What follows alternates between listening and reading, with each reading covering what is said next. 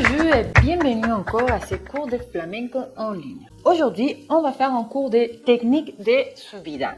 Je sais, on a déjà regardé la subida, mais aujourd'hui, on va travailler la subida en 12 temps, que c'est évidemment un peu plus compliqué que la subida en 4 temps. Petit rappel du temps de 12. Le temps de 12, donc les accents sont au 12, 3, 6, 8 et 10. Et on commence jamais par les 1, on commence en fait à compter à l'inverse. On compte 11, 12, 1, 2, 3. Aussi, on dit jamais 11 ou 12, on dit 1, 2. 1, 2, 1, 2, 3, 4, 5, 6, 7, 8, 9, 10. On a notre 5 accents. Pourquoi ça c'est important? Parce que quand on travaille les pieds, c'est super important de savoir quand on va faire un accent. Parce que normalement, les accents marquent des changements, des positions, des mouvements. Ou il faut taper un peu plus fort pour marquer l'accent avec les sons des pieds. Pour commencer la llamada, soit on fait les doubles et 2, soit on commence directement 2 ou 12. Normalement, c'est plus simple de commencer directement 12 et après, on commence avec les contres. Donc, je vous montre une fois.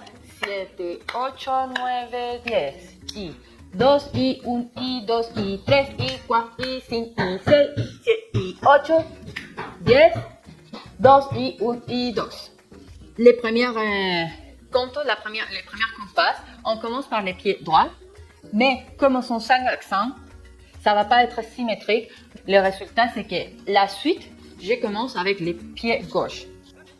Quand on fait la subida, je vous rappelle donc que on marque les temps toujours avec les pieds qu'on a commencé, du coup dans ce cas c'est les droites, ok, et avec un talon. Et l'autre pied qui va légèrement un peu plus en avance, pas trop. Je vous rappelle que l'idée c'est prendre de la vitesse et si on les décale trop, après on ne pourra pas. Je laisse légèrement un peu devant. Avec lui, on fait les contres. Du coup on fait rythme, contre, rythme, contre, rythme, contre. Attention aussi au mouvement des langes, parce que si on accompagne avec l'ange, ça va être trop de mouvements et quand on a envie d'échanger des pieds, ça va nous empêcher. S'il y a trop de déplacements de poids de corps, après c'est difficile pour changer. Et quand on va rapide, ça sera impossible. Restez droit. Pas. Ça me permet d'avoir plus de contrôle de mon corps et d'échanger constamment des pieds sans devoir trop déplacer. 2, y 1, y 2, y 3, y 4, y 5, y 6, y 7, cambio, y 8, y 9, cambio, 10, y 1, cambio, parce que le prochain, ça va être les 12. Y 2, y 1, y 2, cambio, ça va être les 3.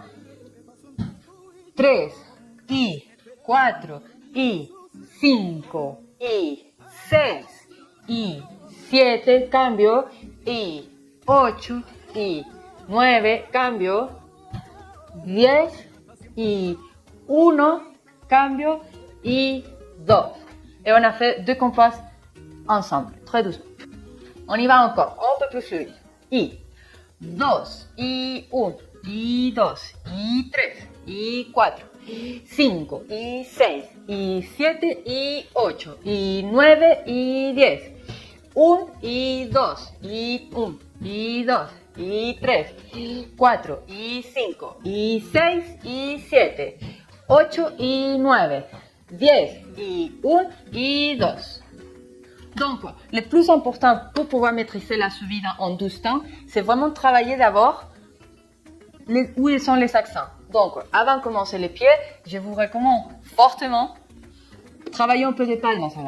2, 1, 2, 3, 4, 5, 6, 7, 8, 9, 10. 2, 1, 2, 3, 4, 5, 6, 7, 8, 9, 10. Une fois que vous avez échauffé le cerveau, ça va être beaucoup plus facile pour pouvoir travailler la subida. D'abord, vous la travaillez tout le temps la même vitesse et après, vous essayez de monter doucement la vitesse. Voilà, ça sera tout pour aujourd'hui. Merci beaucoup et on se verra la semaine prochaine.